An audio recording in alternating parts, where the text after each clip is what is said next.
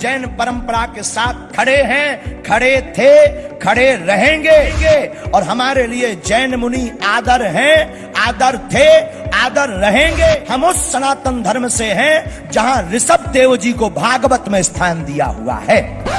जैन का अर्थ मेरे पागलों, मेरे प्रियजनों, आप स्मरण रखना, जैन का अर्थ सीधा स्पष्ट है, जिसने अपनी इंद्रियों को जीत लिया वही जैन है। जिन्होंने आहार पर शुद्धि, जिन्होंने व्यवहार पर शुद्धि, जिन्होंने अपने जीवन की शुद्धि, जिन्होंने तन की पवित्रता के साथ साथ मन की पवित्रता कर ली, उन्हीं का नाम जैन है।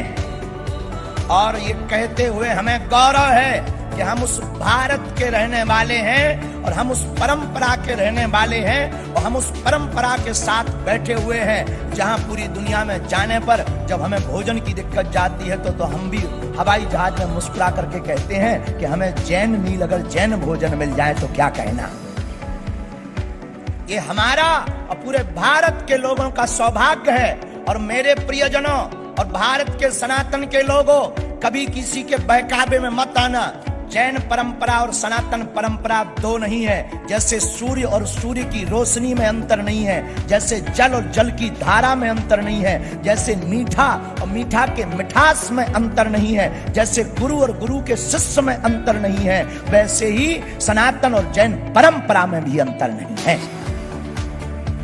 जिस प्रकार कोई मीठा से मिठास अलग नहीं कर सकता, जिस प्रकार कोई नदी की धारा से धारा अलग नहीं कर सकता, सूर्य की रोशनी से रोशनी अलग नहीं कर सकता, उसी प्रकार कोई सनातन परंपरा से जैन परंपरा को भी अलग नहीं कर सकता।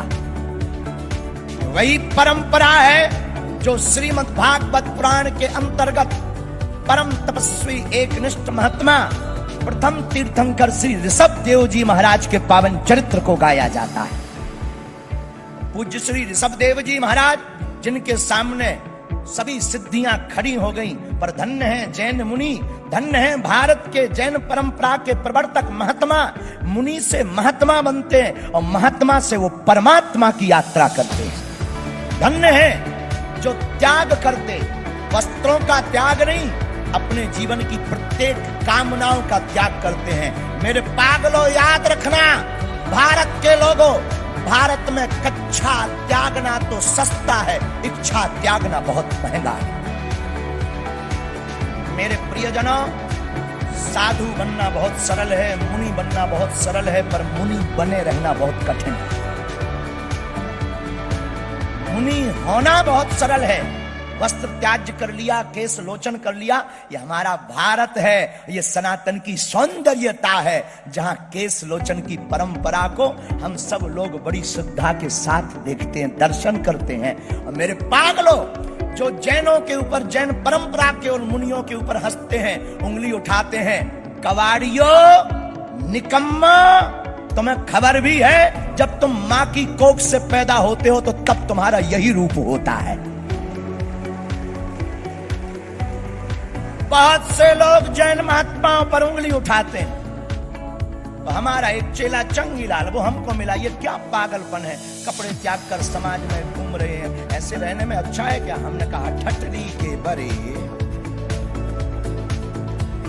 नक कटा आगी के लगे, गलती तूने की। वो कह रहा ये गलती कर रहे, समाज को नंगा कर रहे। हमने कहा, ठटरी के बरे गलती तू कर रहा है, तू नंगा आया था, तूने कपड़े पहन लिए हैं।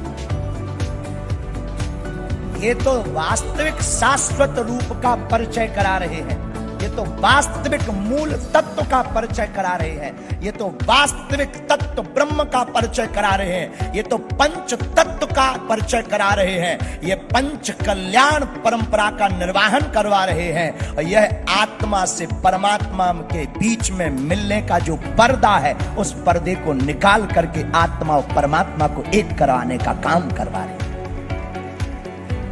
इसलिए मेरे प्रियजनों और मेरे पागलों, हमारी बातें शायद किसी व्यक्ति के हृदय में ठेस पहुंचाए या किसी को बुरा लगे तो हाजमा की गोली खा लेना, क्योंकि हम तुम्हारे बुरे लगने के लिए या अच्छे लगने के लिए नहीं बोलते। हम सनातन को बचाने आए हैं। हम जैन परंपरा के साथ खड़े हैं, खड़े थे, खड़े रहेंगे। और हमारे लिए जैन मुनि आदर हैं, आदर थे, आदर रहेंगे।